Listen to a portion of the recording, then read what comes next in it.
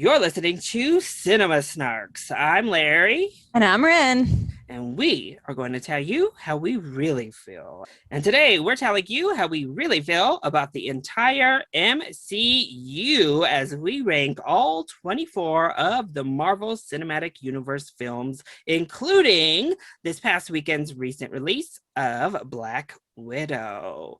So I think we both did a rewatch over quarantine to some point or another. Is that correct, It's because Ren? what else are you going to do during quarantine except rewatch everything you've already seen? Watch these humongous franchises who continue to release films every single year, Rewatch sometimes Marvel, multiple. all of The Office again, all of Parks and Rec again, all of Golden Girls again. Just keep really cycling through. And then we both saw Black Widow. Yay. Make Yes. sure to head over there and listen to our full Black Widow review, which was recently posted. We're not going to touch much on Black Widow when we get to that film in our ranking. So you'll definitely want to check out our review to hear our full thoughts on why we put it where we did. Right in the middle. Spoiler alert. There you go. Spoiler alert. It's okay. But today, now we're ready to embark on everyone's favorite activity. If you go on YouTube, I'm sure everyone has ranked the MCU. It's what people love. It's what they do. We're all about ranking things in this film space. So let's get to it. We've combined Ren's ranking with my ranking to get an average, and thus a new ranking is born. So really exciting. I haven't seen the ranking. I know some of the ones we had in common, but this is going to be exciting reveal for me as well. we have some very different opinions on a few films. A couple of films we placed in the exact same spot, so there will be interesting things up and down. The one at the top and the one at the bottom, I'm gonna bet that's probably let's just say when Ren sent her ranking to me, I almost just threw it in the garbage and passed off my own ranking as the official ranking. But I said, no, let's be fair, I guess. This is a collaborative process, I suppose. We have to respect each other's opinions. I guess. Let's get into this ranking. And we start off with a tie for number 23 and number 24. We had them swapped. We both had them in 23 and 24. We just had them swapped. So we have The Incredible Hulk and Iron Man 2 as both of our least favorite films. So before I did a rewatch during COVID, I had The Incredible Hulk last. But wow, I don't know. I just think Iron Man 2 is a mess. When I watched it again, I was like, oh, wow, it's really a jumbled mess. Like, The Incredible Hulk is pretty boring, but at least it's more cohesive to me than Iron Man 2. So I flipped them. I still don't. The Incredible Hulk, I couldn't care less about. We have the one character, the William Hurt character, is literally the tie-in from The Incredible Hulk to the rest of Marvel. It's just okay. So so a lot of it I did like a full rewatch of the movies over the course of the pandemic. As I've said, my husband is a big Marvel nerd, so he had this whole thing where he was like playing this like game with the Marvel miniatures and he wanted to rewatch them while he painted the miniatures because he's that guy. I love it. He's all about it. So we sat down and we watched them. We didn't watch them in chronological order. We watched them in like the suggested order so that the like cut scenes at the end kind of blend into each other. So it's close to the order that they came out, but some of the things are swapped so that like the lead-ins make more sense, right? So like you have Black Widow shows up at the end of like Iron Man. This is Iron Man 2 or So Black Widow shows up at the end of Iron Man 2, and then you go into Avengers because it's like the first time that you actually see her. She was like the best part about Iron Man 2 to me, really. So while I was watching these, it kind of ended up getting divided into like the ones that I actively liked and the ones that I actively was like, this is bad. And I just remember the Hulk and Iron Man 2 both being like, this is bad. This is really not bad. I think the only reason that Iron Man went a little higher than the Hulk is that comedy aspect. Like, it's more fun. There was still jokes that made me laugh. I still enjoyed parts of watching Iron Man, even though it was a hot mess that made no sense. It was better. It was more enjoyable than the Hulk, which like was bad and also didn't make a ton of sense and was kinda, like, I mean, it was, Abomination is kind of cool, but not in the way they executed Abomination in that film. Would you prefer Edward Norton or Mark Ruffalo as Bruce Banner? I don't like either of them, to be honest. I've yet to see a Bruce Banner that I like as the Hulk. I think Like, I will say this. I think I liked the design in that Hulk movie. Like he looked menacing in that, and they started to ease up on Hulk being mean in the they made him movies. very cartoony as he moved on. And I Mark did like Ruffalo that makes, menacing look of the Edward Norton Hulk. Mark Ruffalo makes more sense as the Scientist. cartoony version of Yeah. Hulk. But yeah, so I read that Ed Norton kind of got kicked out mostly because he was very deeply inspired by The Dark Knight and Christopher Nolan's approach to superhero films and wanted the Hulk to go in that direction. And Marvel was like, nah, man, that's not our bag.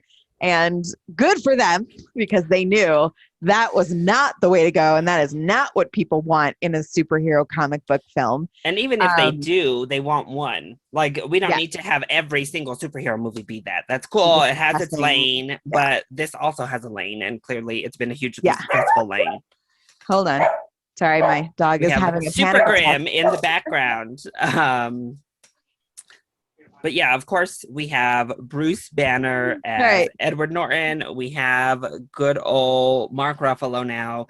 And as I said, really the only tying factor. I mean, who was it? Liv Tyler? Just, I don't know. Yeah, it was just, it was okay. Right. It was fine. It was mostly bad. So I think we stick with the general consensus in our bottom three. This seems to be, most people agree these are kind of the worst when it comes to Marvel. Coming in at number 22, we have Thor: The Dark World. So the sequel to Thor, we changed directors. Fun fact, every single Thor film has had a different director up to this point. We start with Kenneth Branagh. Then it was supposed to be Patty Jenkins directing Thor: The Dark World, but that got cut. Natalie Portman basically was like, oh, this sucks. And her performance showed that that's how she felt in this film. Wow, this sucks. Now I'm like really interested. Having seen Wonder Woman 1984, I'm very interested in about the alternate reality where Patty Jenkins did direct Thor: The Dark World. Because maybe in that, I don't know what would have happened in that universe. In that universe, would she have done just as bad a job and then ended up like not getting to direct Wonder Woman, which is awesome? Yeah. I don't think it would have. Yeah, because I think crazy. Well, because then would DC get her because she did Marvel? Would they still be like, this is a hot mess, but let's grab her anyway? Or would they have went with somebody else? It would have been crazy. Oh.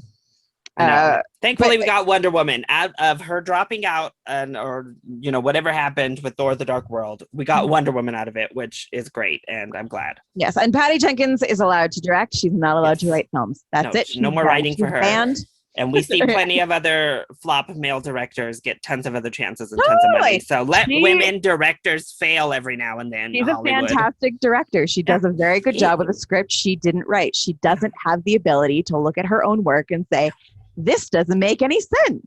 Yeah, but if they had cut down on the romance, I think it would have been a more fun movie, because I do think everything between Thor and Loki in Thor: The Dark World is great. They have a great chemistry. I think Tom Hiddleston and Chris Hemsworth work great together. I love that dynamic. Even kind of the stuff, obviously, with their mom dying. I was going to say, that's the movie where the mom dies. Yeah, and I like Renee Russo a lot. I like that you get to know Freya a little bit better in that film. Oh, her one moment in Endgame that we'll get to later is so good. It's like one of the best. I wish she had been another fantastic actor that was just kind of there.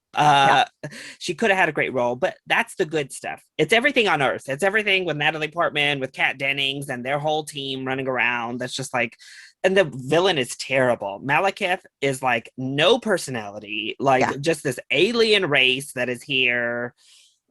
If it had just focused on Thor, Loki, and their family, I think it would have been great. But only about half the movie focuses on that. So well, and then it is just like a terrible way for Jane Foster to go out, where it's like, I'm sick with this power, and she's like, yeah, I hate that shit when women in superhero movies and action movies are effectively useless. I hate that shit. And I don't Natalie blame her Portman, for being like, I can I'm out. understand. She saw that Yeah. script and was like, "Oh, this is what you're doing with my character. Peace out. I'm Yeah. gonna give She's a like, terrible performance, and I'm not coming back for Thor 3." remember when I was a genius in the last one that saved the world? Yeah. Let's go back to that. I do appreciate that she's coming back to be Lady Thor. Yeah. Like that feels like justice.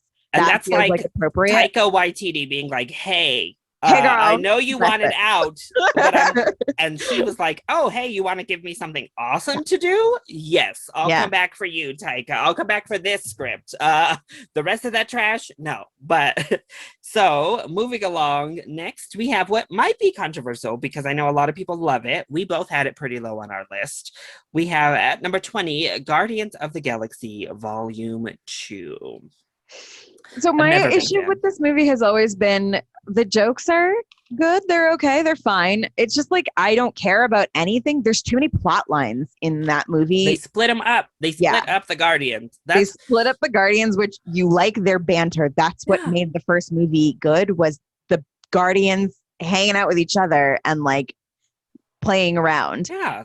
Like I'm here for I deeply enjoyed the Kurt Russell as the weird de-aging on Kurt Russell as like a young guy in the 70s. That was, and I think I remember that distinctly because that was like the first time when I had a reference point, right? Like I know what Kurt Russell looked like when he was young and hot, and they did a good job. He looked like young, hot Kurt Russell. That was the best part of the movie for me, I think. Other than that, it's like they create this love story thing that I'm still you don't they just haven't had an arc between Gamora and Star-Lord, so you don't really and they have other dynamics in it. Like there's too much. And the other dynamics are more interesting. Like Star-Lord and his father who killed his mother, more interesting dynamic. Yes. Gamora trying to make amends and find that common ground with her sister Nebula, much more interesting. Like so those two subplots are the more interesting ones. The romance is not. And then we're left with like Groot and Rocket and Drax with nothing really to do. Like and those are some of the characters we adored in the first film. Yeah. Plus I thought Drax, I don't know.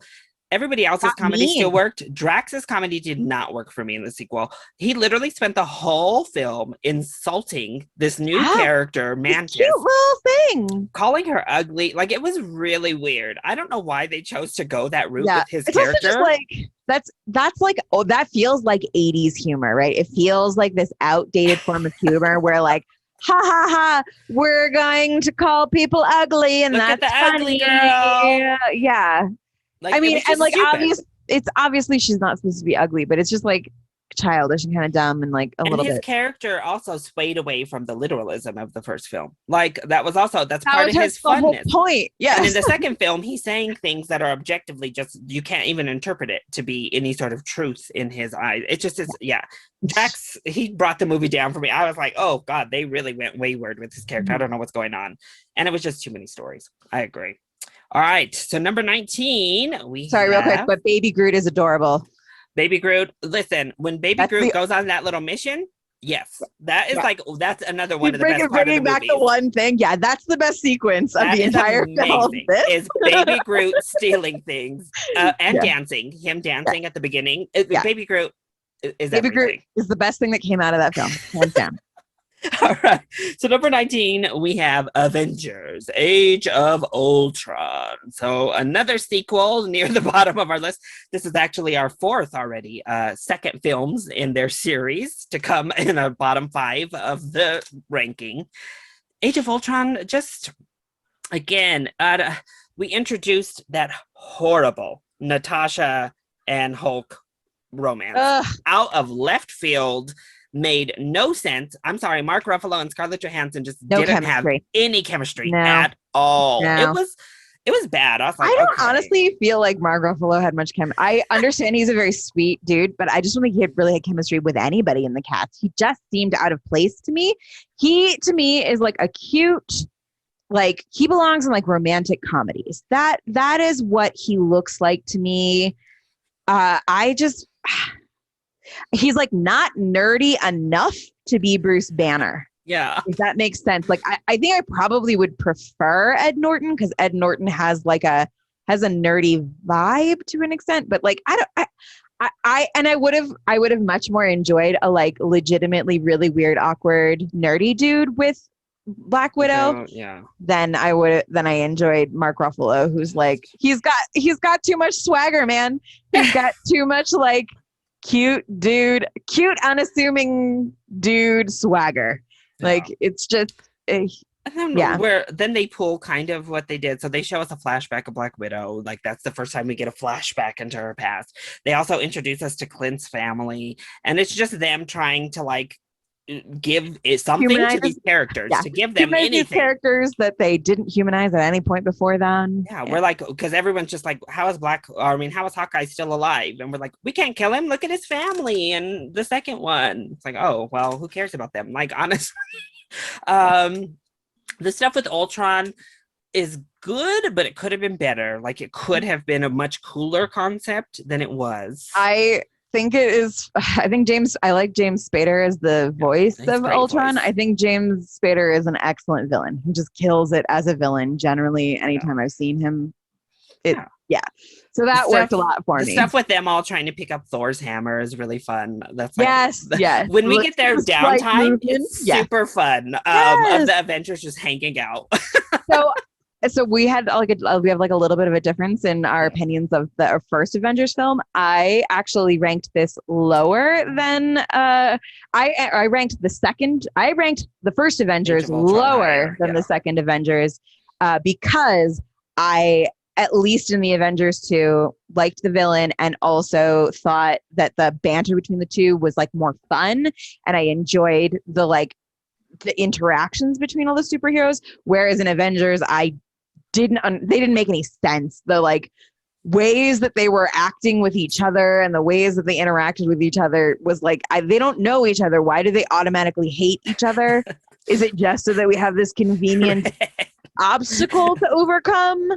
So we'll get into that a little bit more later. But we also got Scarlet Witch and Quicksilver. Quicksilver highly underutilized, I'd say. Scarlet Witch was pretty good in this film. I liked seeing her use the witchy part of her powers right off the bat, which they go away from later with her until WandaVision. We get it again.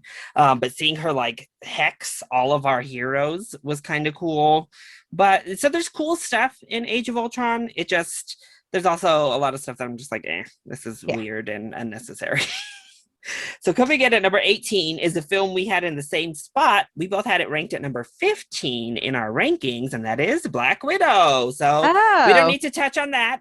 We just had a full conversation about Black Widow, but Black Widow comes in at number 18. Cool. All right. So moving right along, we have at number 17, Spider-Man Homecoming. This was a movie that I enjoyed the first time I watched it, and then I watched it again and was like, oh, this didn't make any sense. This plot it's too long and it doesn't make sense. I just have a problem. This one is where I think they really struggled of like, we're trying to keep the Avengers involved with Spider-Man, and he needs to have like a big enough event to happen, but we also want to have a really cute, quaint little high school movie, and they just didn't blend them well enough to me. Like I preferred the quaint, cute high school stuff in this movie. I would have preferred a legitimate, friendly neighborhood Spider-Man movie where he's just fighting his footing, he's doing his crime stuff, and he's being a high schooler. Because I think Tom Holland is adorable, and I think he's great as Peter Parker. I love Zendaya. I do like Tom Holland as Peter Parker. I think he's cute. Peter Parker, the animated Peter Parker, was like one of my first crushes. We all have like a cartoon we had a crush on at some point in time. So it's somewhere for me, it was Peter Parker on the Amazing Spider-Man cartoon, and also who was not in love with Jessica Rabbit, who did not have weird cartoon feelings after seeing Jessica Rabbit. I of all of them, I also really like Andrew Garfield. I don't know. I think he's very cute. I think he does a good job. I yearn for a college-aged, hot, sexy Spider-Man. But one day, maybe we'll get a college-aged Spider-Man. Maybe one day, but in the meantime, I get a high school version who's always cute. Tom Holland is a very adorable little man. And I think he's good in the role. And I like like the idea that they tried to do with Spider-Man of like, it's not the things that make you Spider-Man, it's like the heart. It's a very Spider-Man type of message. Totally. And that reveal is super fun. Yeah, the villain one. The Yeah, villain and reveal is super fun.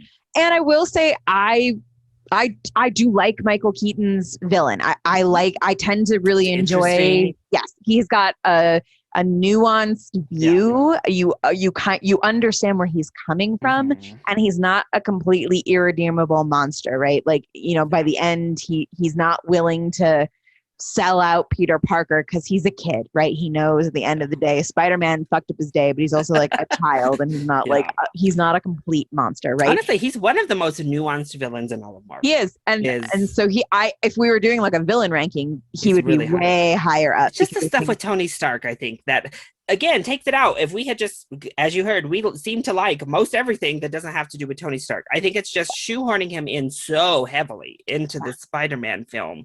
You're just like, oh, what? And then we're going on like these little trips. Right. And it kind of also just made me miss like Uncle Ben, because Uncle Ben is just like he is the heart of Spider-Man. So it's kind of weird to just like not have the thing that we all know is the heart of Spider-Man. Yeah. And I'll talk about Aunt May in the next one. I don't mind Marissa Tomei as Aunt May. I'm cool with a young, hot Aunt May. I just wish they didn't constantly make that her whole character. I'm cool. Yeah, I am.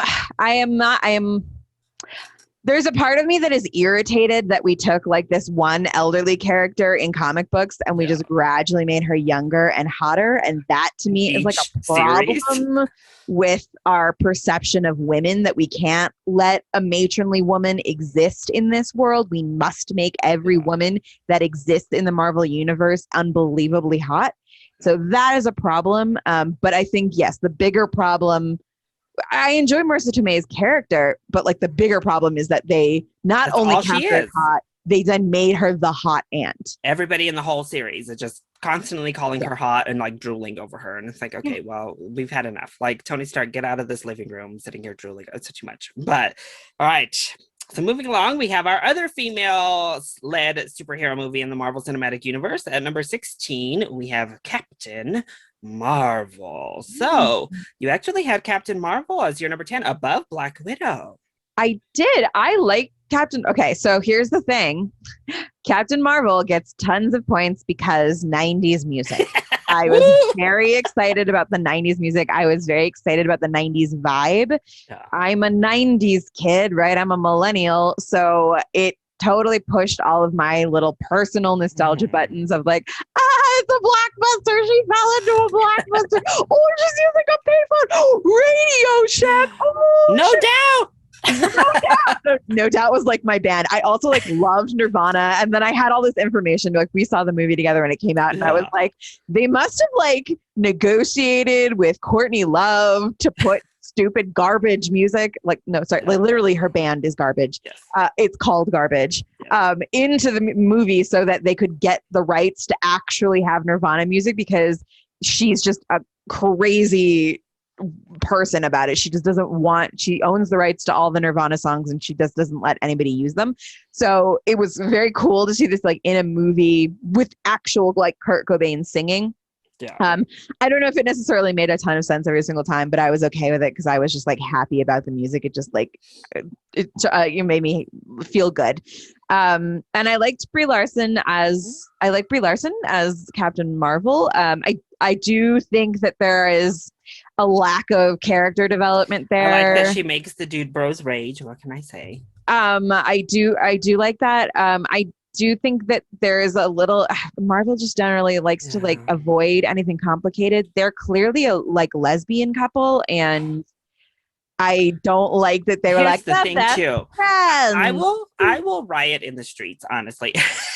I'm gonna be so mad because I guess it doesn't have to be them, but Brie Larson and Tessa Thompson have basically run their own little campaign in interviews and whatever, wanting a Valkyrie Carol relationship in these damn films. They both want it.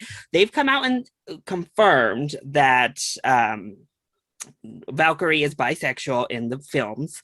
We have no confirmation of Captain Marvel, but I'm like, girl, we all read lesbian. I'm sorry. We all are watching this film and we see lesbian, we say lesbian. Like, it just is what it is. I'm sorry.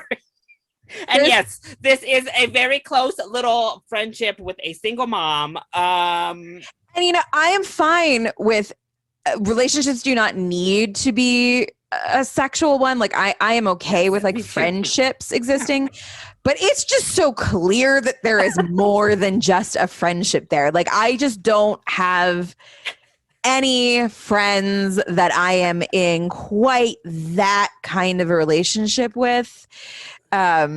So yeah, like we like lived together and I helped raise her child, and that's literally the code word for like closeted lesbians of the night. Yeah, and you're my only family. I don't have any other people in my life. Like again, women are definitely better at having like intimate platonic relationships, and I am okay with that. But we've all seen intimate platonic relationships in film. This is not that. This is clearly.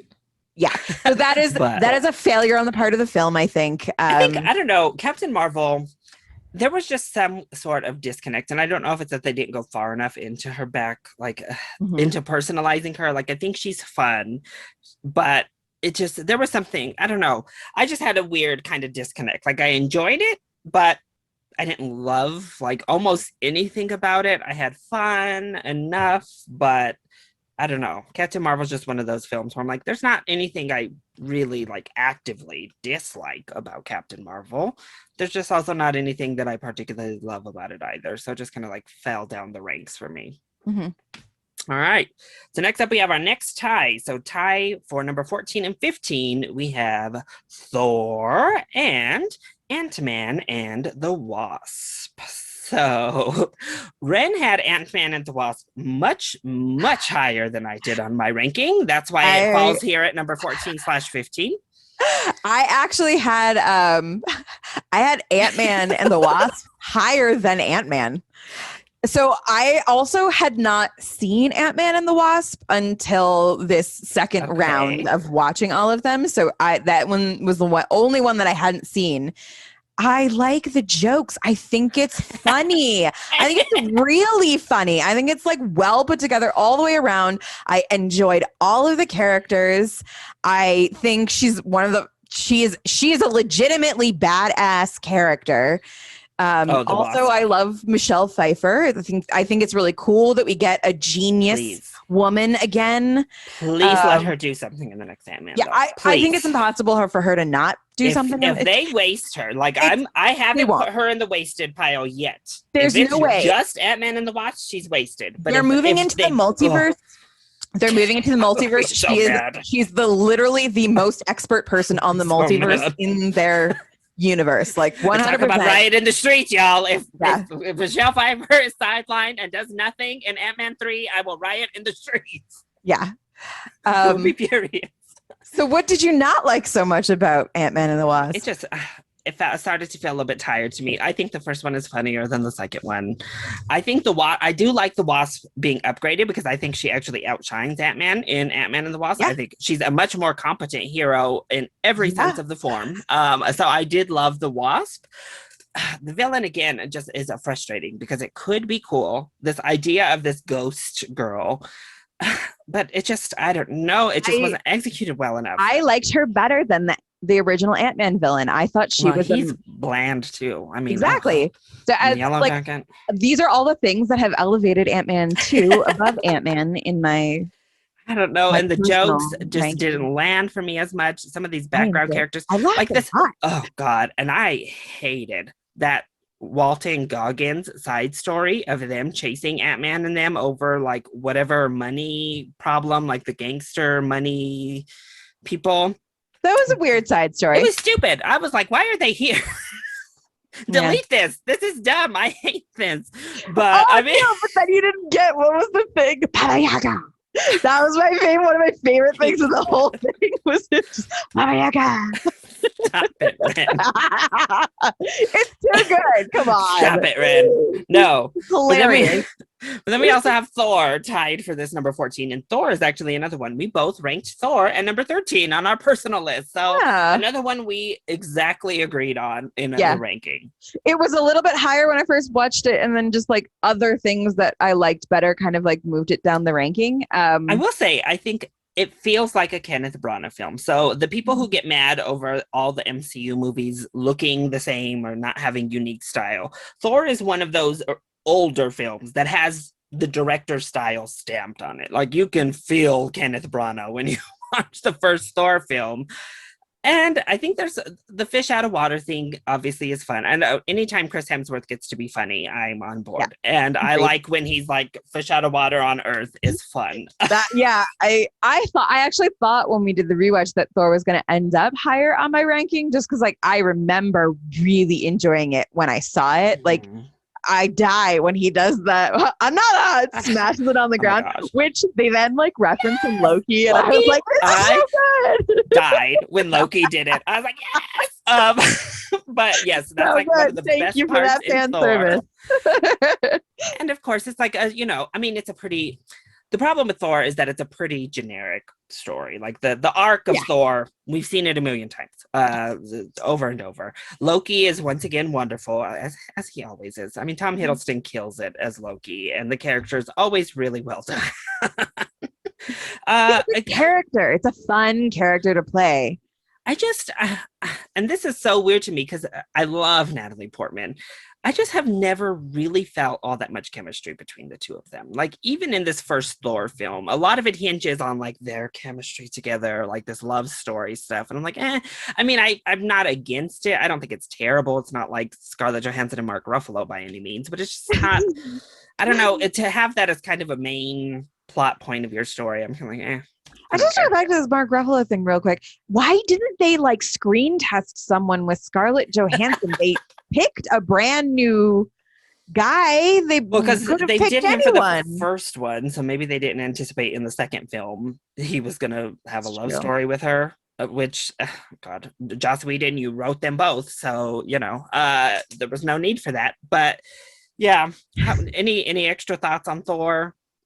No, it was just, it was like kind of boring by the end. It also was like on rewatch, a lot of them feel too long. And that was definitely one of those movies that like. And the crux is kind of bland, like that robot thing that comes to Earth. You're just like, the finale is not like that exciting. Yeah, it's fine. It's fine. It's fine. It's okay. And it's weird because it's not as good as a lot of the other Thor movies.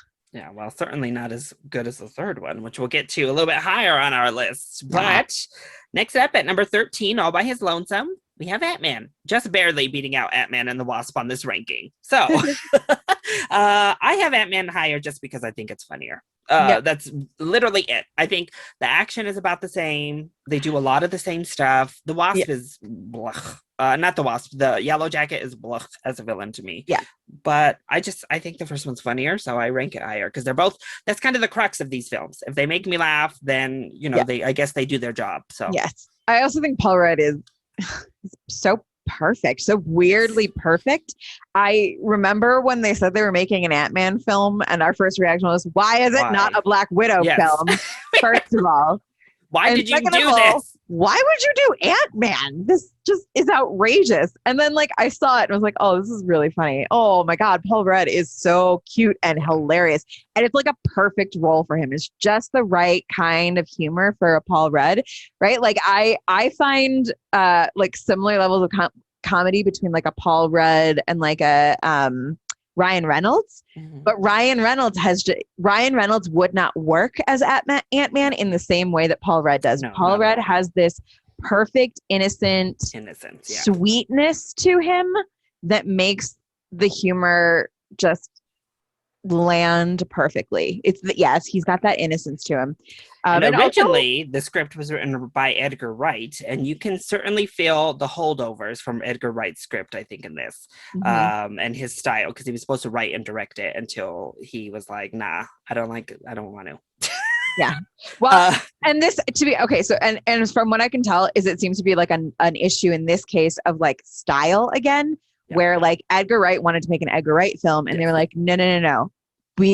there is a whole thing we have going here. You have to fit within like the confines of our little universe. And he was like, no, I don't want to do that. I don't want to do that. Which is one, I commend Edgar Wright for knowing like himself as an artist and just being like, I'm just not interested in spending months, years of my life working on something that I don't feel excited about artistically. And also, I really respect that Marvel was like, we are trying to make something cohesive here. So we need to have some parameters for our directors to follow. On both sides, I think it was the right choice all the way around. And I think the first film, you could still kind of feel his touches because it wasn't completely thrown out. Like everything Edgar Wright had done wasn't just like tossed to the trash. And you could kind of feel those little bit of influences in there. And I think it just, I don't know. I like. Yeah, he's a very, very funny writer. And that definitely shows. Well, next, we have a three-way tie for our number 10 position. So 10, 11, and 12 are all tied. So in this three-way struggle, we have the Avengers. We also have Captain America, the Winter Soldier, and Spider-Man, Far From Home. So one of these is the most divisive film on our lists. Avengers. I actually have Avengers as my number one. It is my favorite film in the entire Marvel universe.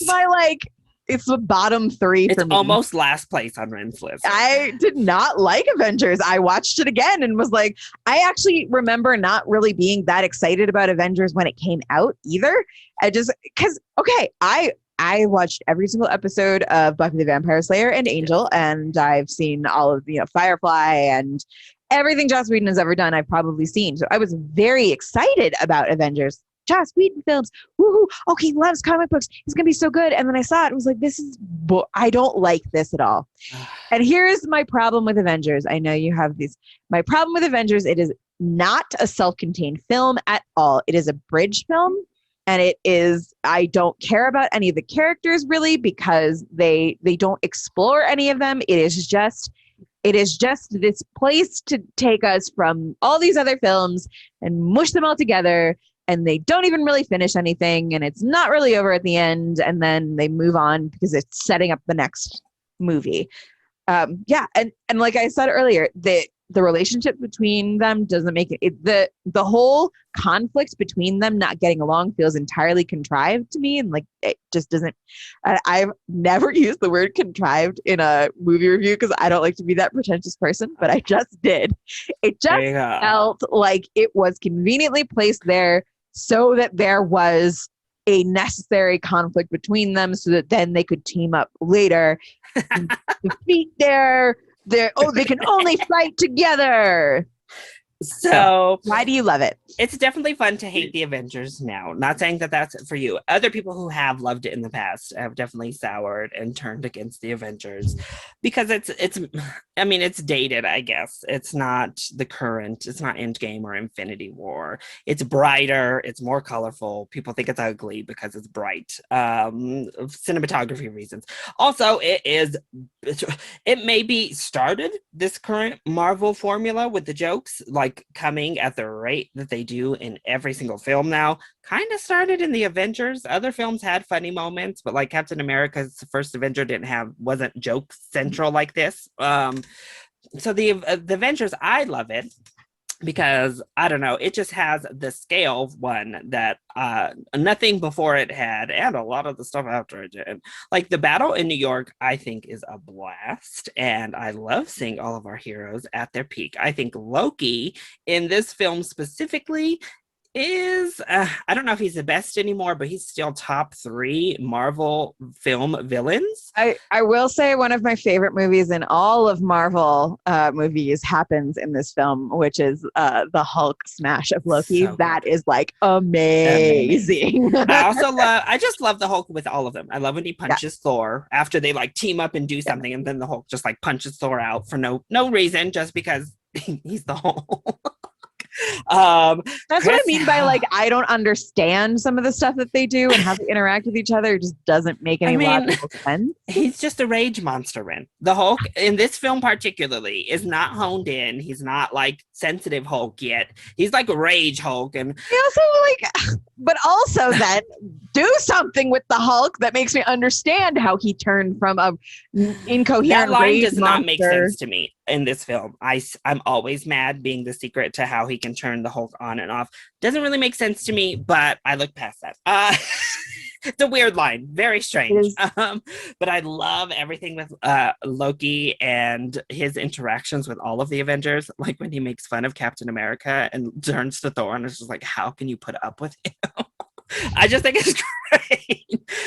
Yes, Captain America's suit is ugly in this film, but everybody else looks fantastic, particularly Chris Hemsworth. I mean, granted, the biggest upgrade they did for Chris Hemsworth from Thor to the Avengers is get rid of those eyebrows, because his eyebrows are kind of distracting because they really went blonde in the first Thor with that bleaching.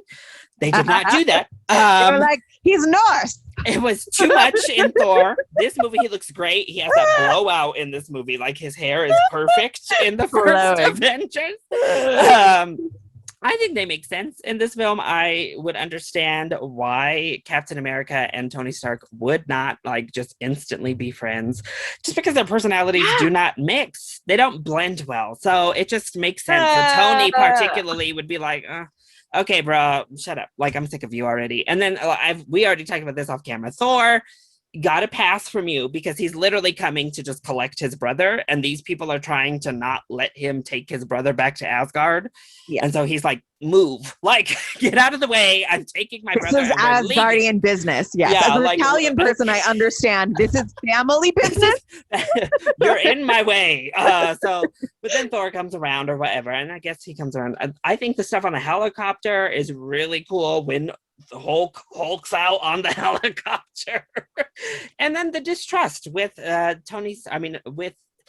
that's where Captain America stuff comes from, Ren. He starts to distrust S.H.I.E.L.D. because he starts to distrust Nick Fury and what they're doing when he sees that like plans, and thus learns Tony Stark was a big weapon person and is like, I don't know if I can trust these people here.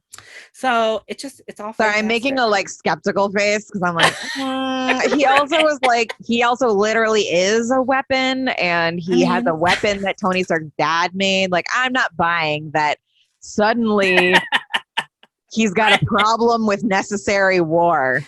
No. He has a problem, Ren, because he doesn't know that it's necessary, because Nick Fury like constantly is lying, and they kind of start to expose him in this film of him being shady and lying to them.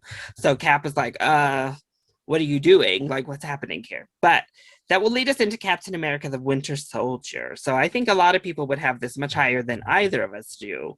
It's typically people's like top 5. Some people's reaction was, number why? 1. And you have it all the way at 16, Ren, all the way down there. It's fine. It's too long.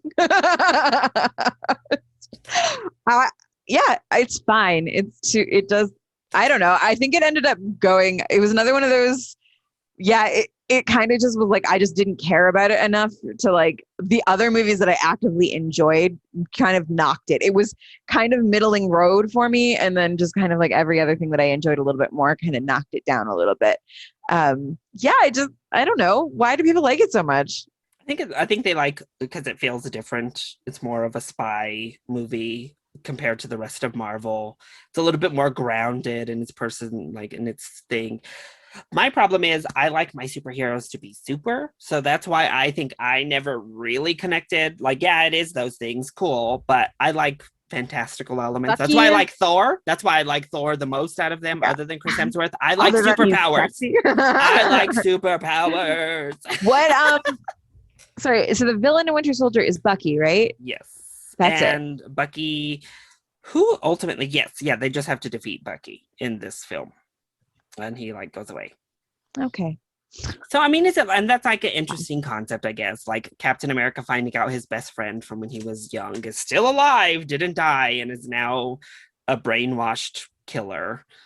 Sure, but like that storyline doesn't I don't care about that storyline until we get into Civil War. And they flip it and they're like, oh, the real villain is Hydra still because Shield has been taken over by Hydra. That's the other like thing in here. We have what's his name?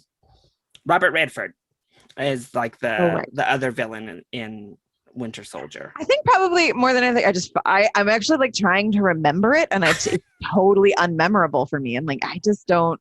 What happened in that movie? I don't even know. And people love it. The people I know love it. Bucky showed up because that's what the title is. But like, other than that, yeah, you just said Robert Redford. I was like, oh yeah, that's where he came from, right? Because there's like a scene where they go back in time at some point, and he's in it. It was Spider-Man: Far From Home, which is in this little grouping. Next thing we're talking about, so we could segue to that. Oh yeah, because they talk about him for like a hot second, and one of the characters. Okay, great.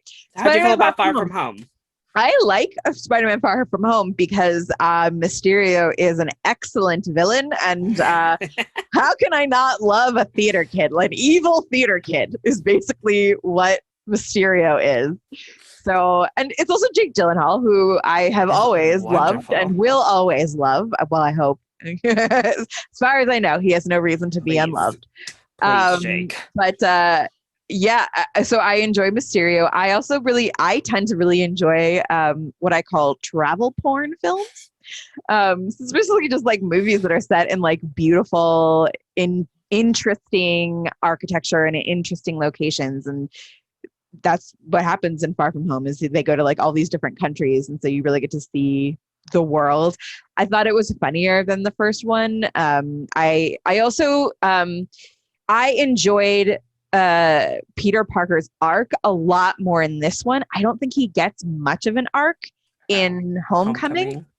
But in this one, you actually see like it just makes a lot more sense, right? This struggle of like Tony Stark, his father figure is gone, and he has these feelings like he has to like take over for him, but he wants to be a kid, and like you just kind of see his struggle, and it makes a lot more sense to me also as like a high school like a teenager sort of journey, like a coming of age sort of story.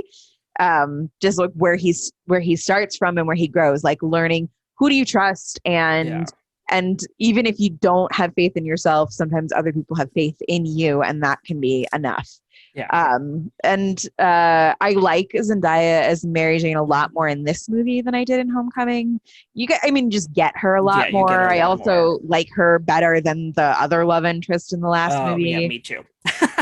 She's just like infinitely more entertaining, and she's just a great character. You feel about that reveal at the end with Jameson? Happy? No, not happy. The like breaking news. The post thing that they reveal the identity of Spider-Man. That I'm actually really interested to see where they go with that, because I realized that's never been a thing. People have I've never seen a movie or any sort of media where Spider-Man has been completely full on exposed to the world. Although seeing it afterwards, right, in my like re-watch, it makes me think of like the correlations between Iron Man and Spider-Man, right? So it's like a similar sort of like he doesn't get to hide. He has to kind of like be who he is all the time.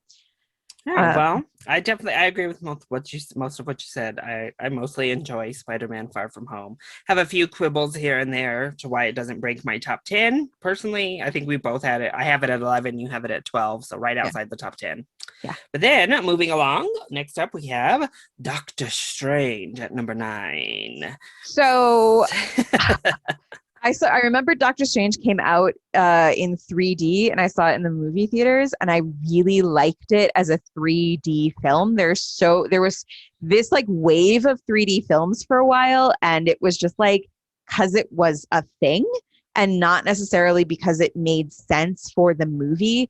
This was one of those movies that it legitimately made sense and made the movie more fun to watch. And I enjoy the cape. I enjoy Stephen Strange is a really compelling character to me. I enjoy a narcissist who's taken down and then has to like learn how to like be not a shitty human being anymore, and like change who he is and his perception of himself. And And even the whole thing with Tilda Swinton is weird. That's weird. It's weird, but she's still good. Yeah, I don't she's know. good, and I do like the character in the film, Yeah, but it is weird. it is weird. It's weird. Visually, it's stunning. I think Yeah, I love what they do visually with Doctor Strange. I agree. I love the cape. The only thing I don't love is the villains. yeah, They're all boring. Mads yeah. Mikkelsen running around. His eye makeup looks cool, but he does like nothing. And then we get Dormammu, this big evil cloud, basically, who does nothing. And the way that he is defeated is so dumb that it's just, yeah. The entire villain part of this movie is terrible. But I kind of liked the whole I liked the defeat of Dormammu. I like that he's like, you're trapped in an infinite loop here with me. So either let me go but and figure it Dormammu, out. it just is so weird to like It sounds build up clever. this character. You like build up this character being Yeah. like this Earth Eater, And and then they come in for 5 seconds and he is defeated defeated him on with like a technicality. yeah, and he goes away. So you're kind of just like, okay, True. did we need him? Was he No, not really. He required was in this just a- film? We He could was have an saved him. ultimate big bad, but yeah. I don't know. It just seems weird. And then But- even the turn is kind of weird of the one character played by Chiwetel Ejiofor. Yeah, that is weird. I don't know that. Yeah, I don't know what anything they're doing with that or why. That just didn't make a lot of sense either. It's just so visually fun that I have a It good is time watching so visually Doctor fun. Strange. It's so different from everything else when The you fight scenes watch are it. super cool just because of all of the Amazing. moving everything. Yeah. Well, then at number 8, we have Avengers Infinity War. So the final Avengers part 1, basically. We have Infinity War. And I mostly really love Infinity War. I think it does a lot of things really well. A couple of things I don't love quite as much. One being Gamora. And it still bothers me to this day that they reduced Gamora's character in her final film in this timeline to being a lover and a daughter. That was her entire importance of this film, is her relationship with Star-Lord and her relationship to Thanos, and that's it. And then she gets sacrificed. And it is so infuriating to me, partially because Gamora throughout all of the Avengers movies is hyped up to be the baddest, the absolute best assassin in the galaxy, in the entire, and we never really See her get to see being that. like We that. never Yeah. get to see her do it. And then she goes out like this, and it's really frustrating to me. Yeah. That we defined her character to 2 men in the movie like that was really frustrating to me. So I have this one a lot further down in my ranking Yes. as well. And I think it's the same problem that I have with like, a lot of the Avengers films, which is that Mhm. it's just too much for me to care about anything. It's too many characters, Ren. too much stuff going on for me to like get invested in any of it. Ren. So The spectacle is amazing in Infinity War, though. I will say that. Like the battle at Wakanda is so good. And Thor, speaking of, Thor has probably my favorite character arc from Ragnarok through the end of Infinity War of any character. I love his. He gets the hammer. He has to he get gets the new thing. The new one. Yeah. Okay, now I remember why I don't like this film. It doesn't make any sense. He's like, he spends so much time getting this stupid hammer that does nothing. That is just a bullshit side story I didn't need to know about. It allows him to rebuild the Bifrost. So the only way he could get to Earth is thanks to this new Stormbreaker Ren. So the only way we needed to spend a really long time on this. We needed to devote an entire only way he gets his grand entrance into Wakanda at the end of the film and almost kill Thanos with it. I mean, it's a badass weapon, Ren. But he doesn't. Accept it. He doesn't. But that's because of his own. Larry, it is too much of the movie is about making an axe. About making a weapon. It is like that we get the grief of Thor. Like we're getting into the psyche of how Thor is feeling. He just saw his brother die at the beginning of this movie. We get Loki and Heimdall killed right before his eyes. He's like traumatized, trying to grieve Ren, and we get those moments with him in Rocket. God, Ren. Whatever. It's Whatever. amazing. Also, Captain America's entrance is pretty awesome when he comes to say, oh, that's my other problem though. When he comes to save Wanda and Vision is pretty awesome, like him and ScarJo. That doesn't make sense either, why they let those little minions go. I was like, nah, no, listen, they gotta die. Like, what's happening? Why are you letting them go back to Thanos? But whatever. Also, Wanda, thankfully, I think we're past it. Hope to God we're past it. This film was like my final straw of Wanda being sidelined up until the end of the movie. So bad. They like handcuffed her character so hard. She's incredibly powerful. She's like a crazy powerful she superhero. was running when it was like her and Vision under attack. She's like running for her life. And I'm like, girl, you could kill this woman. Stop. Fight her and protect him and you'll be fine. Oh, it was just, but then we get that moment at the end. Also, why is that? Why are both of them running? Again, Vision is also incredibly But he got stabbed, powerful. like sneak attack stab through the stomach. And he's like, oh shit. So he's not as powerful right now. I just don't. I don't. But he Vision, is Vision a human or is he? Yeah. Well, is he a robot? short circuiting. I don't. I do love the stuff again with Peter Parker. I think he's super fun in this movie. Like the alien reference, or like don't lay your eggs in. Like everything he does. That moment too with Star-Lord. You know what else I Who find? do you serve? And he's like, am I supposed to say Jesus or something? Like, I like those little moments. I think I'm also like frustrated. I was just like frustrated watching it too. Like at the end, it's like basically Star-Lord ruins everything. Oh my God. Just for no good reason, right? It's like I don't have control of my anger, so I'm going to ruin 0%. I am going to essentially destroy half of the universe because I don't have control over my emotions.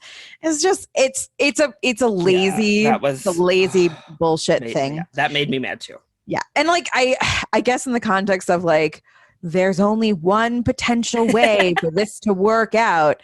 Like, okay, sure. But also there's another part of me that's like, oh, this is just like weird, kind of shitty writing. Yeah, so these were, I just found some like glaring issues also with just like the overall story of that movie. And yeah, I was like bored. I was like, what? Make the stupid weapon and get out. What are we doing Stop it here? With Thor's weapon, Ren. It's like a third of the movie, Larry. It is a third of the movie is him and a raccoon figuring out. We have to follow our three main Avengers: Iron Man, Captain America, and Thor. They all go off and they have their own little third of the film that we follow. All right, so moving along, we have Captain America. I didn't get enough of following them in their like previous 3 films, all about them. All right, so number 7, we have Captain America: First Avenger. So it's actually quite high. I think you have this very high. You had this at number 4, Ren. Yeah. Okay. So the other thing with Captain America is that I watched it and didn't remember it at all and didn't think I really liked it at all. And then watched it again and was like, oh, this is really good. I like this one a lot. It has a lot to do with just like the story is engaging to me. I really like the journey that everyone takes. It's a fully formed film on its own. I think that is important to me. Again, that's probably why I have problems with most of the Avengers films is that they don't make any sense outside of the context of the Marvel universe itself. They're not a full film from beginning to end where you like start with characters, you get to know them, you watch their journey, you see things happen to them, they reach the climax, and then they get to the end. So that's also why those films all just feel really long to me. Like they're all roughly very long films, right? Yes. Like every single Marvel film is like too long. But some of them feel longer than others. And I didn't feel like Captain America felt as long. And his story made logical sense to me to be a little bit longer because you do need that first beginning part to set up who he is before he becomes Captain America. I enjoy Peggy Carter. I enjoy Stanley Tucci as the scientist who's picking the right person. It just made me like Captain America a lot more. I think I just saw him a lot more as like a human all the way around, and it's really hard not to love murdering the most evil of the evil Nazis, right? It's like there's something in our American core that is like, yeah, World War II will take you down, you evil dictators, and it like just at your core makes you very happy. What did you like about this film, Larry? Yeah, so this is the only like romance that really works. I mean, there's a couple others that I don't mind, but this is the best by far in all of Marvel is Peggy Carter, because she's a great character. And I think that's like first and foremost what we don't get with the other love interest. She's a great character on her own. She is. And I also feel like the love story progresses it makes sense, the progression, right? We're like moving through. It doesn't feel shoehorned in. No. It feels natural that she eventually falls in love with him. I do love like right at the very beginning when he becomes Captain America and she has that moment like, when he comes out and he's just like shirtless, whoa. Laying in there. We're all right? Like, oh, hey, Chris Evans. She basically reflected the entire like man attracted populace going, whoa, hi. Yeah, I think it's a lot of fun. I think it's one of the most wholesome films in what you would expect from a Captain America origin story.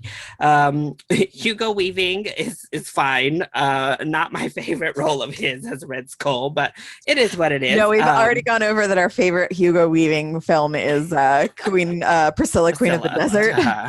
But yeah, I think it's another film I have just kind of, I had it at like 14 on my rankings. Oh, wow. I enjoy it. I think it's fun. I don't have anything that I strongly loved about Captain America, the First Avenger. It's kind of there for me. I know this is another pretty widespread. It's like the Ant-Man films, Captain America, First Avenger, and then Avengers are where we highly really diverge. But Infinity War was kind of, but I think it's okay. So yeah, moving right along at number 6, we have Thor Ragnarok, and we were pretty close on this one. So. Yeah. So it's just funny. It's the best. I think it's the best of the Thor films, easily. Me too. I think you get awesome. It's another one that is like, it's like long and a lot of things happen, but it at least like makes sense. Each section is necessary to like move along, but like right from the beginning, it's so good. You've got Matt Damon as fake Thor right off the bat. This play that Loki's putting on. So good. Yeah, Anthony Hopkins just Hopkinsing out right at the very beginning. You get a little bit of that brother like banter that we love about Thor and Loki. You have and you get like Loki doing his thing, like being evil, but then ultimately being good. Yes. And you have Cate Blanchett, who is like a sick villain. She is just so good. Hela is costume. So good. Top 2 probably sexiest villains in the whole MCU. I mean, she just looks so damn good. She kills it. Yes, and she is hamming it up. That's what I love. Is you can she does. She's so good with Cate Blanchett. She is a villain. And then Jeff Goldblum being an alien version of Jeff Goldblum is like. I'm here for it. Taika Waititi, Valkyrie's introduction, and she's great in this film. I love her, and she is such a unique character. I don't think I've ever seen a fighting, drinking, alcoholic. Our first introduction is her not being able to walk straight because she's so drunk. Badass character. Yeah, she's amazing. Tessa Thompson is perfect, but also the character is just such a good character. And so unique. Yeah, she's fun. And I love the Thor having a crush on her. That's really fun. I love Thor's relationship with Hulk in this movie too. I know we were into like kind of crazy Hulk, but I think it's really funny. It's very funny. This is just such good jokes. Like when he's like he's trying to get into the spaceship and he's like the strongest Avenger. The strongest Avenger. When he like is hiding and he just pulls that little thing over his face. Like he just pulls. What's your disguise? Oh, Oh, Yeah. okay. This is you already said Chris Hemsworth when he is allowed to be funny is so funny. This is him. This is the Peak. funniest Thor ever gets to Ever. be. It's Ever. probably some of the funniest that like Chris Hemsworth has ever been. Arguably, he's And- really funny in Ghostbusters, And they but do it so well by, like, again, because I mentioned it when I talked about Infinity War, they counterbalance all of this comedy really well with Thor having a significant development. Like, Thor really goes through a big character moment throughout this film. Like, it's a funny joke of, like, Anthony Hopkins, are you the god of hammers or are you the god of thunder? When he loses Mjolnir at the beginning of the film, that's like his pep talk. Or even Hela, what are you the god of again? Yeah. I mean, they're funny and ridiculous in the moment, but they signify kind of like this arc that Thor goes on from the beginning of the film, losing a lot, once again, including his eyeball in this movie.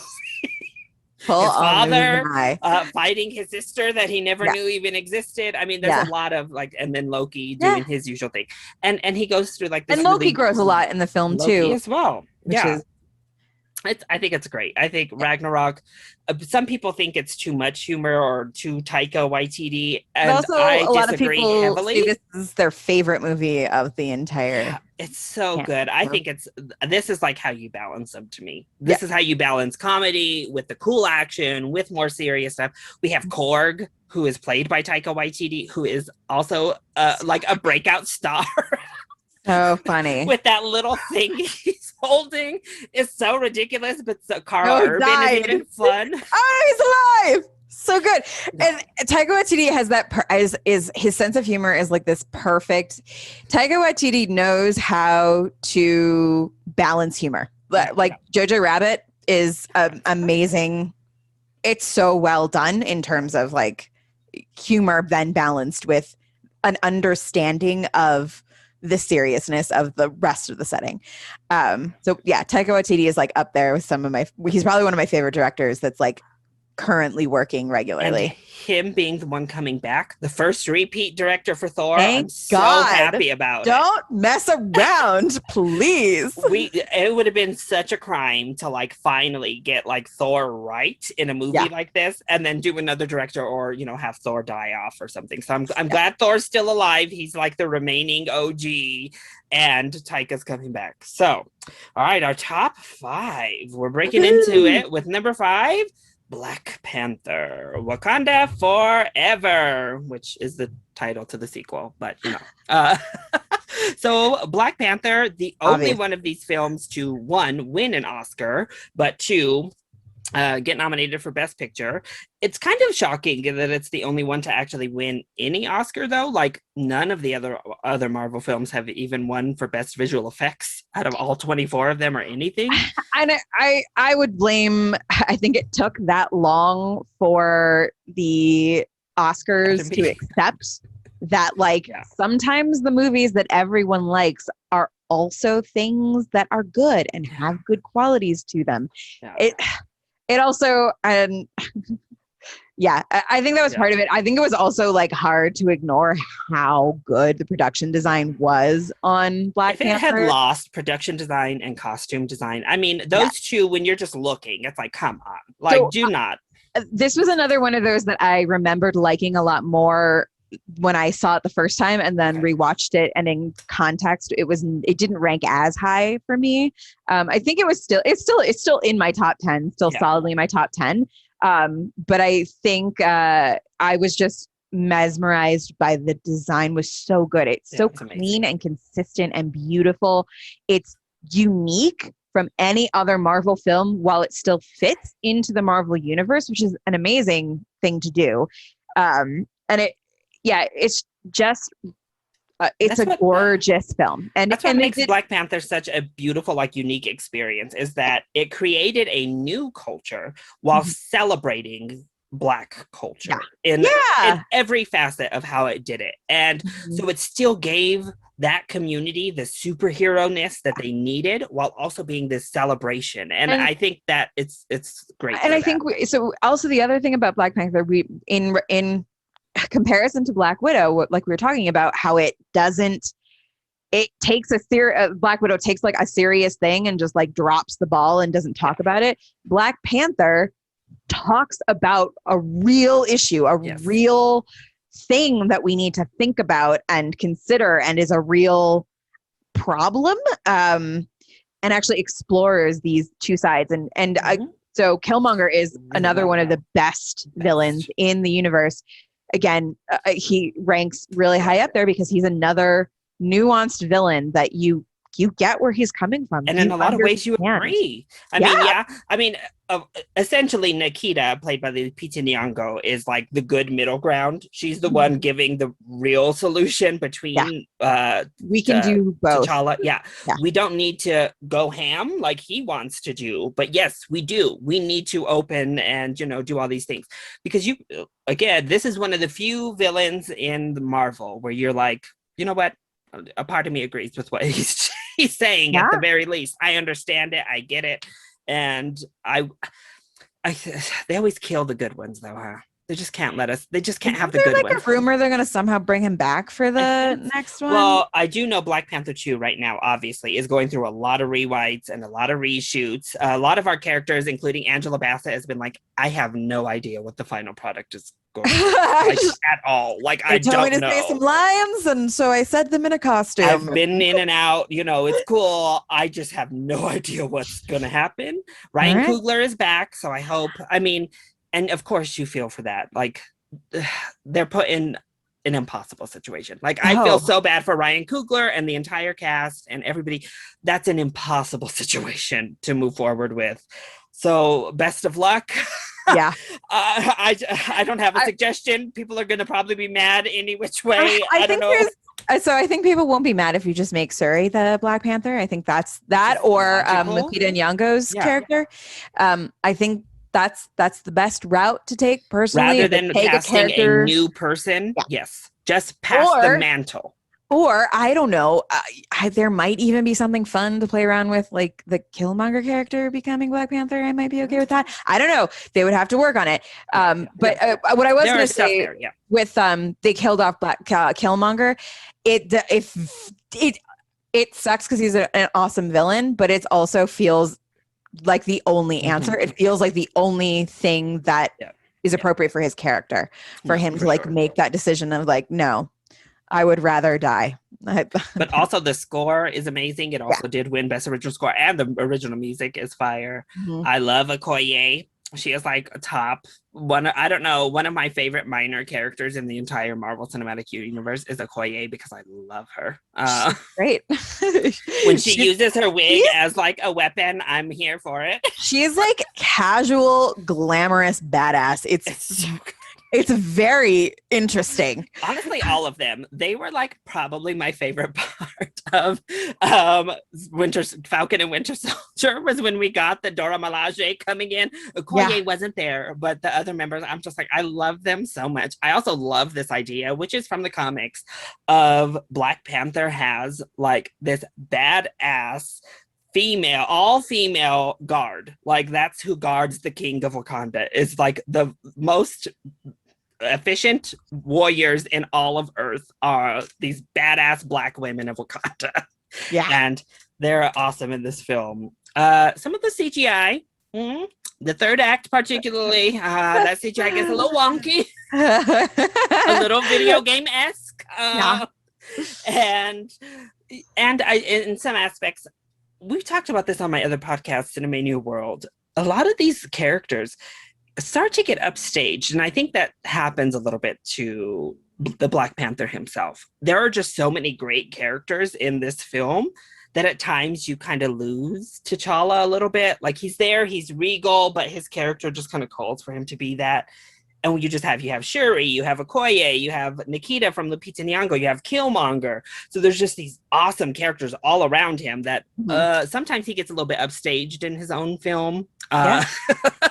But what you can do, I guess. And they have a freaking look at what are those jokes, which should never have happened.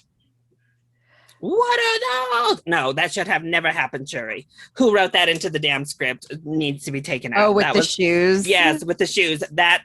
No, that should not have been let into the script. I think that's kind of cute. It just they had to convey the like brother sister dynamic. Maybe that wasn't the best way. No. I like the other stuff. I like her filming him as he like punches the suit. But that one moment, I was like, no. But anyway, I do like in Infinity War too when Okoye is like, when they're bringing everybody into Wakanda for that final battle, and she's like, I thought you meant when we're opening this country, we're gonna get a Starbucks or maybe the Olympics. Like, I didn't think you meant this for opening Wakanda.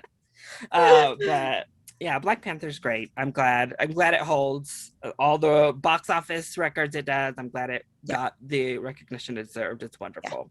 Yeah. Mm-hmm. All right, our final tie-in.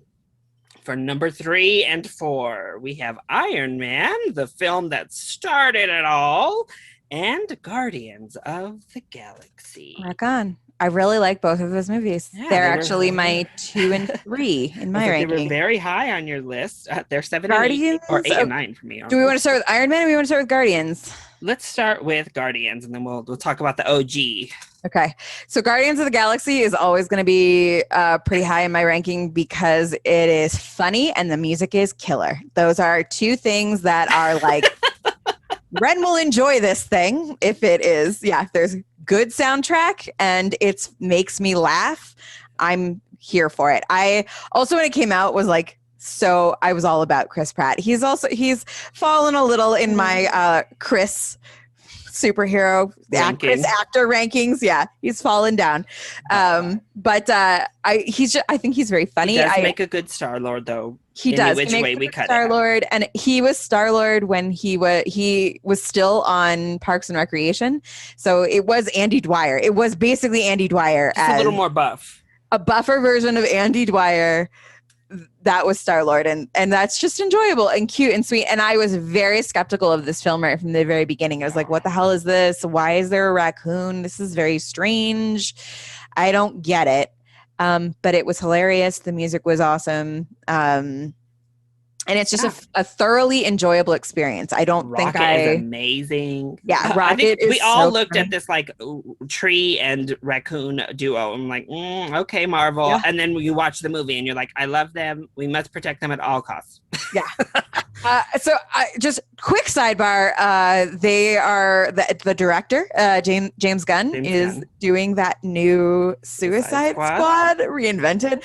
And it is, I don't know how I feel about it. I think if anyone can make that work, James Gunn might be able to. You don't love the shark, Ren? But I just don't it's such a weird thing that is happening that they're like making fun of themselves within their own. We're like, we know it was really, really bad. Here, look, we're gonna try again, but this time we're gonna make fun of ourselves when we try it. Ha! And I just don't know how to feel about it. When I saw the trailer, I was like, is this a parody trailer? This is real. They're making this for real. Hey, did you love Groot? Oh God, everybody loves Groot. He's his little sacrifice moment at the end. It was so cute. We are Groot. That was very. The only thing with Guardians that stretches into Captain Marvel actually a little bit is that poor Lee Pace and Ronan the Destroyer are given nothing to do. Like, Ronan the Destroyer does nothing in this movie. Yeah. So my whole thing, my only main problem with Guardians of the Galaxy is that like I don't understand Ronan at all. Like I don't know why he doesn't hate the Kree. He is Kree. Why he hates anyone who's not Kree. I don't like. They have like this weird superiority thing. I guess. Again, kind of try to like explore in Captain Marvel, but they don't do a good enough job. And then he comes in at the end of Captain Marvel. It's just like, no. So I don't know. Ronan he looks cool. That design is super awesome, but they do nothing. I love Lee Pace. It's just, not. Also, I know other people don't mind it. I hate the dance battle. I'm like, what the hell is this? Kill him. Like, why are we sitting here letting him do a dance battle to distract you? This isn't terrible. Stop it. but that's my own thing. Just stop the damn dance battle. What's going on? I didn't. I also enjoy Star-Lord as like a half god sort of thing. Although I'm like sad that he's not a half god anymore. That kind of is like Gave it up. Okay. We can't have no Ren. He has to be jealous of Thor. He can't be on the same level. God. I mean, I guess Thor is a full god, but all right. Iron Man is the other one. Iron Man. Okay. The Iron Man was it's the OG, it's the original one, and I thought when I rewatched it I might like look back and it's not as good as I remember, and it is exactly as good as I remember it. It is, the jokes are killer, the plot moves, it is fun. I enjoy Robert Downey Jr.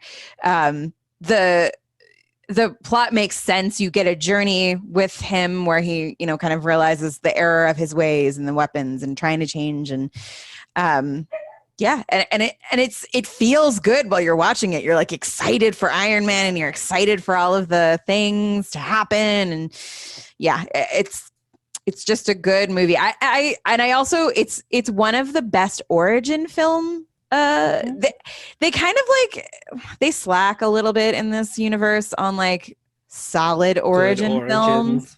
This is a good origin story, right? They didn't do an origin story for Spider-Man at all. We didn't get anything with Black Widow. We didn't get anything really with Scarlet Witch.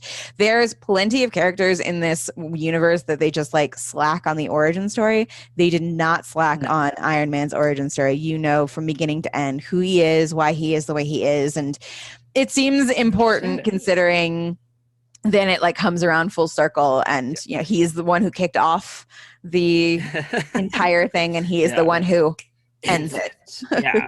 No, I snapped my fingers if you didn't hear it in the microphone. Rewatching. See, this was one that I was shocked, and you're right. It's the Academy's fault.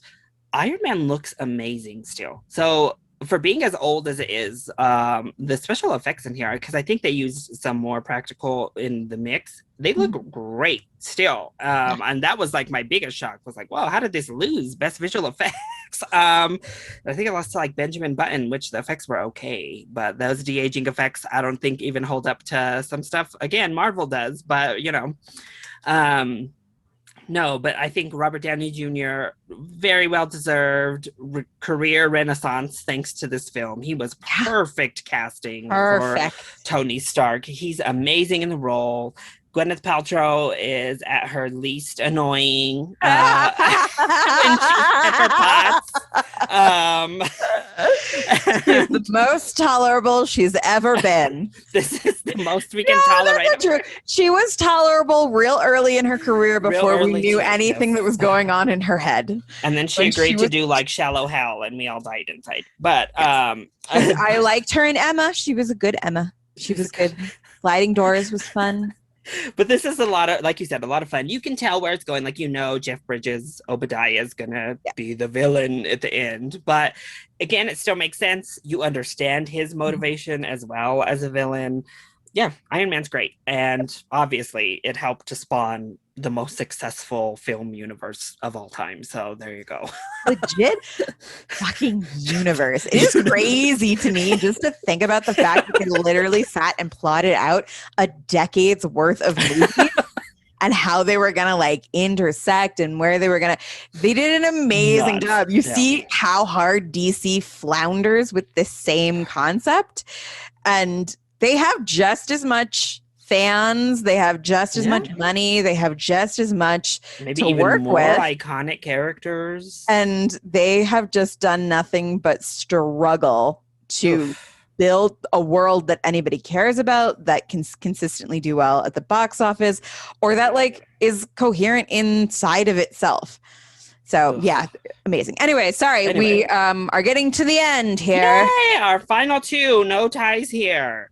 So coming in at number 2, we have Avengers Endgame. So yes, the film that capped off the entire Infinity Stone saga. It was pretty much the culmination of all of the films. The only Avengers movie that I have in my top 10. Yeah, and it's in her top 5. Yeah, number 5. Go, Ren. It's good. It's very satisfying. It's really hard to not enjoy it at the end of 10 years.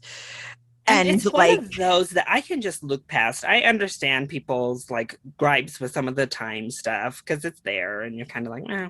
But whatever. who cares? I mean, time travel in general, you just have to accept or you have to reject. Yes. The only problems are if you break your own rules. And I don't really think Endgame breaks its own rules. It seems to, there's nothing glaring where I'm like, oh, didn't you just say that can't happen or something? So that's the only time I get mad with time travel. Otherwise, it's all nonsense, y'all. Time travel is nonsense. We don't know how it works at all for real because it does not exist. So, all imaginary.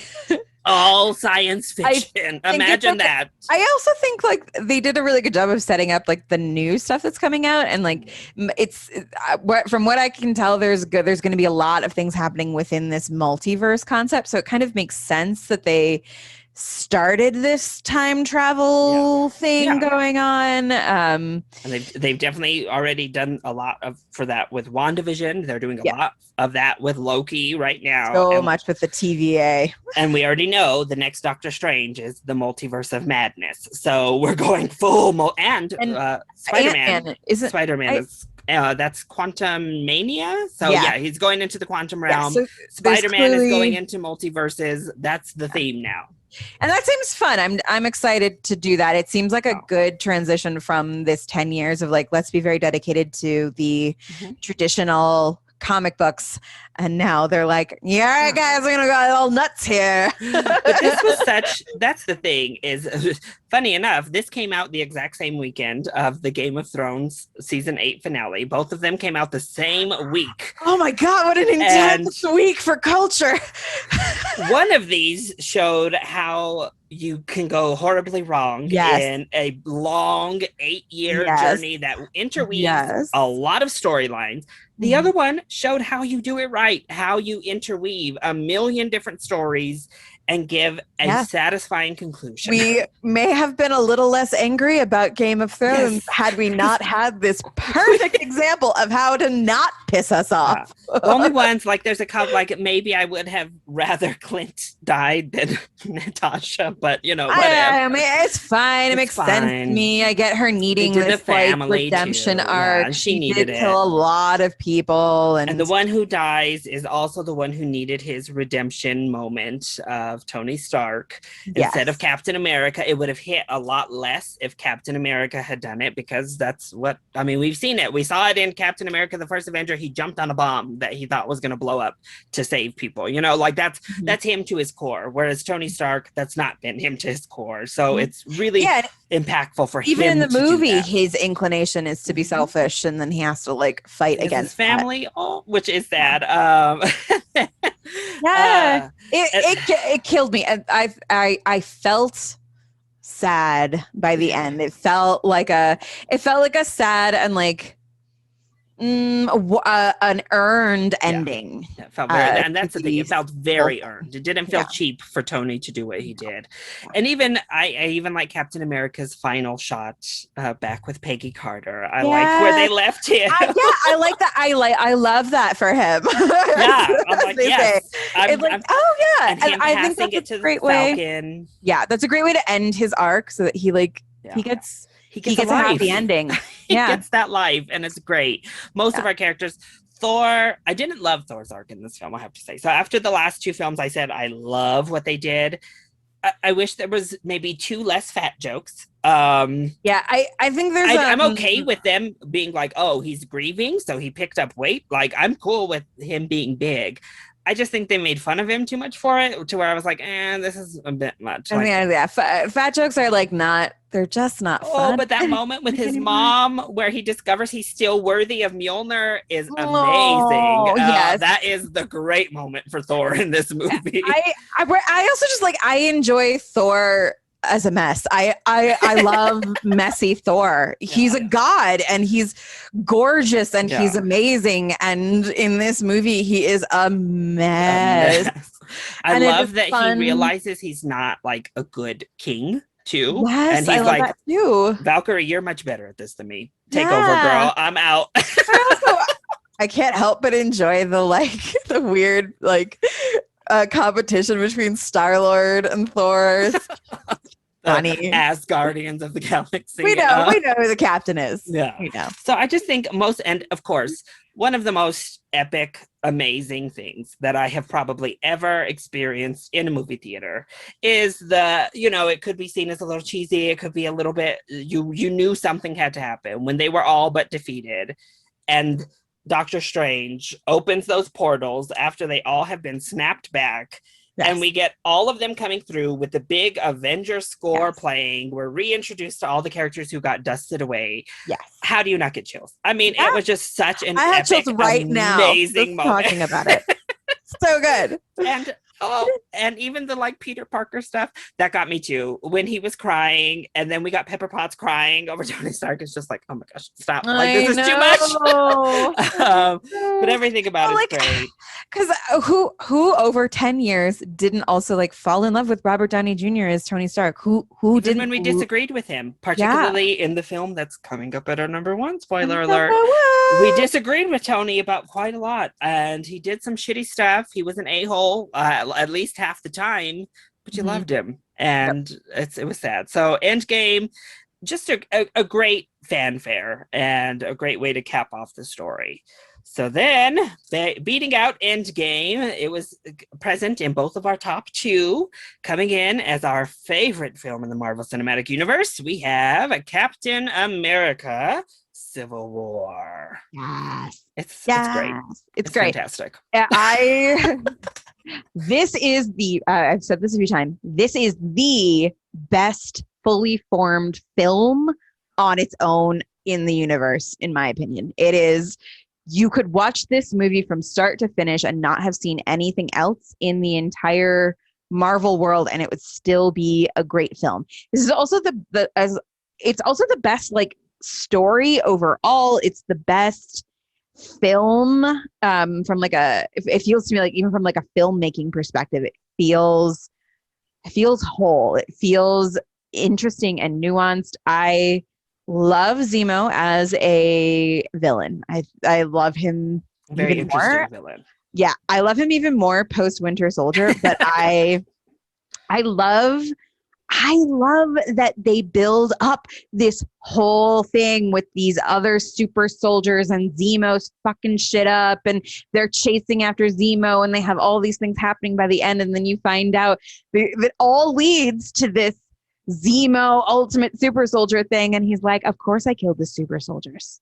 This whole thing was all just to get you two to destroy each other. And then you have this switcheroo where suddenly you have the epic final battle is between Tony Stark and Captain America. And it's great because, again, you have this nuance. You totally understand why Zemo feels the way he does. You get it. And they play so much more in this film with this thing that I always think about when I'm watching. I always used to think about when I'm watching superhero films is this is so much destruction. They've just destroyed this whole city. What do they do? Yeah. It's impossible if there's no casualties whatsoever. And they actually deal with that in this film. They look at the good and the bad of what they're doing. They actually start to turn them into real characters, real people that have to actually think about the consequences of their actions. Yeah. And the only one who's even started to think about that at that point is Tony Stark. Because even in Iron Man, he had to already start thinking about the consequences of his actions, of his business, of what it was doing. And so it makes sense that he is the one who is furthest along in we need to figure out how to be held accountable as superheroes so that we're not just Yeah, we get that great moment where that woman gives the picture of her son after Wanda, kills. Oh no, he got killed in Sokovia in Iron Man or Avengers 2. Yeah. Wanda blows up that building by accident and starts all of this Sokovia stuff. And then Black Panther introduction in this movie is amazing. You get a full arc for every single character. I don't stop caring about any character that's a main character in that film, right? I learn about Zemo and you get a full arc for him. Same thing with Black Panther. And a lot of times in these films, when there's a lot of different characters, some of them kind of get left out and you just don't care as much. But that is not the case here in Civil War. You see Bucky and all the things that he is dealing with what he's done Yeah. and having to start cope with Mhm. all of that. Bucky's storyline is really what Black Widow's storyline should have been, and that's Mhm. like that sucks that Yeah. that she was there first, and then they reintroduced her best friend, and they were like, Yeah. so this is the nuanced storyline that we probably should have given to this only female superhero we have, but instead we're going to do it to this dude. And the action is great. Like the action when Black Panther is hunting down the Winter Soldier is Oh my God. really Also, intense. That fight between them is so good. The like Ant-Man and Spider-Man and the And there's banter humor is in there. so It's good. so funny. That Like that felt Spider-Man, like- you know that really old movie, Empire Strikes Back? It's so good. Yeah. It was one of those, it felt like the most comic book fight, Mhm. right? Like, especially, I just remember like Spider-Man is always like throwing out banter during fights. And like, also when you're reading a comic book, there's always little banter Yeah. and stuff happening because you're just looking at a picture, right? And at the end of the day, they're friends. So it Yes. makes sense to have this Yes. banter because, they're fighting each other, but they're not like fighting to kill. They're just, and then we do get like the consequences because War Machine gets hit by accident and is crippled. So we get that moment too. And they do an amazing job of like, of balancing that humor and the drama of it, right? There are moments where your heart and is then we broken. go dark. And then that final battle is full of emotion because Tony Stark finds out that Bucky killed his mom and his dad, but he's definitely more concerned about his mom.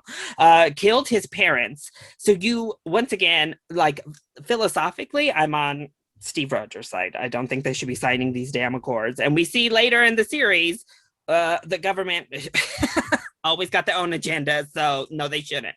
But That's funny because emotionally, I actually have a lot harder time with that. Like I always feel like I'm of the mentality of like, okay, sure, in a superhero film, whatever. But like, if you want to place it into a real life setting, vigilantes are not okay. We cannot have people running around that get to decide for the rest of us good and evil. They can do what they want, but they do mention it. They have a god from a different planet and a Hulk that sign whatever the hell you want. How are you going to hold Thor accountable to any Earth law? You're not. So that's true. But I get that. Yeah, I get that inclination. I also get the like X-Men. Like if we register all the superheroes, then it becomes a problem. Yeah. So I mean, it's a good problem. It's like, and they build it up as a good problem. Yeah. But emotionally, I fully understand Tony Stark. I know that mentally you can get this man was brainwashed, but watching him kill your mom on screen, that's rough. Yeah. That is a rough. And then finding out that Steve Rogers knew and was your like he said, you're supposed to be. That is a rough situation to ask someone to just forgive. So that final battle where he is fighting the two of them is so emotionally fueled and one of the most intense, like, oh, I don't know. You're just like, oh my gosh, you can feel it with everything in that battle. It's so good. Yeah, well, and like every other battle is, it's like this is the bad guy and these are the good guys, and so it's very easy to kind of like follow. There aren't emotional stakes to any of the other battles in the Marvel universe, really. This is the first one that like you don't know how you're conflicted as an audience member. You're like, I don't know how I feel about that. You understand Bucky was brainwashed. This is his best friend. He knows he wants to defend him. You also understand he murdered his parents and he is upset, and that is also reasonable. Like you're like, I don't know what to do. Yeah. I'm sorry, everyone. And then you pick up Zemo and you're like, this fucking genius. He won. And that's the other interesting. Zemo wins in the end. Zemo wins. They break up. Tony Stark is like, screw it. I'm done with you. You don't deserve that shield. And we pick up with them in the next film, and they haven't talked to each other in however long because they're not together. This is Tony. Steve and Natasha and them are on the run from the law. They're vigilantes for real now. And getting that moment with Black Panther, like you said, he's so contained because his whole mission has been getting revenge for his father, and getting that moment of like, you know what? I've been following you all this whole time, and I'm not going to let revenge consume me.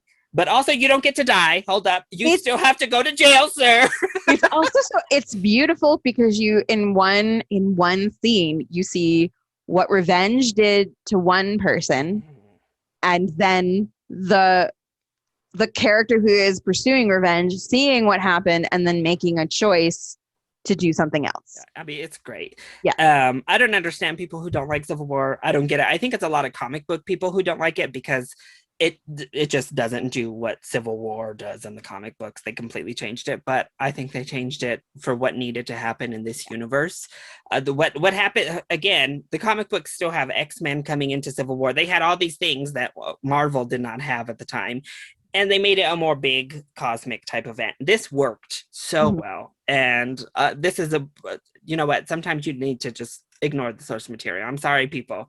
Sometimes it needs to happen, particularly in comic books, because comic books do a lot of things that will come off crazy on television or film. I'm sorry. They're making a 10-year-long storyline between movies. Like, they kind of should get a little bit of leeway on changing the plot a little bit. Also, yeah, I can't deal with any nerd that's like this, because like Marvel themselves has like 20 versions of everything. Yes. Like yes. they comic also, books like, retcon themselves constantly. Constantly. They're always like changing shit just to like change it. Or just, oh, there's a new thing. Oh, this person who's dead is not dead anymore. Haha. That's Well, it's just so interesting too. This, I know, you know, to fuel that fire, we had Batman v Superman and then Civil War in the same year. Yeah. And one is just so great, and it showed you exactly how to do it. And the other one was such a hot mess and showed you exactly what goes wrong when you do it. So just seeing that stark contrast made me love Civil War even more, because we saw like, this is what happens when you do it wrong. Yeah. And we got this amazing version over here that was like, oh, okay, no, this is right. This feels good. So that was our ranking for all 24 films in the Marvel Cinematic Universe. It's been quite the ride. Thank you for joining us and listening to our opinions that you probably vehemently disagree with. Yes. Throw your tomatoes at Ren. I've already thrown them at dart eyes at her and judged her very harshly when I got the list via text. You wanted to know how we really feel. So that was it. Yes, leave your comments vehemently disagreeing, agreeing. Were there any inspired choices that you heard here today? Feel free to @ me. Yes, feel free to @ Ren. She doesn't check her Twitter anyway. So there you go.